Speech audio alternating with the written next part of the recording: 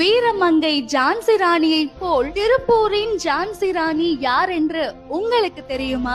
வீரபாண்டி ஆத்தா என்று அன்புடன் அழைக்கப்பட்ட என் சுந்தராம்பாள் 1913 திருப்பூர் வீரபாண்டி மணியக்காரர் நாச்சிமுத்து கவுண்டர் மற்றும் சாமி அம்மாளிற்கு மகளாக பிறந்தார். 1941 சத்தியாகிரக போரில் கைக்குழந்தையுடன் கைதாகி 3 மாத சிறை தண்டனை, 1942 வெள்ளையனே வெளியே இயக்கத்தில் கைதாகி 7 மாத சிறை தண்டனையும் பெற்றார். 1928 நொய்யல் நதிக்கரையில் காந்தியின் ஹரிஜன நிதி திரட்டும் கூட்டத்தில் உரை கேட்ட சிறுமிதான் சுந்தராம்பாள். அன்று தான் அணிந்திருந்த அனைத்து நகைகளையும் கலற்றி கொடுத்து விட்டதோடு காந்தியின் அறிவுறுத்துதலின்படி அன்றிலிருந்து கதரே கட்டத் தொடங்கினார். இவர் வழங்கிய 23 ஏக்கர் நிலத்தில் ராஜாஜியால் கதருக்காக ஜம்னாலால் பஜாஜ் வித்யாலயம் துவங்கப்பட்டது. தற்போது தமிழ்நாடு சர்வோதய சங்கம் அதை நிர்வகித்து வருகிறது. செல்வந்த குடும்பத்தில் பிறந்தாலும் எளிய கதராடையை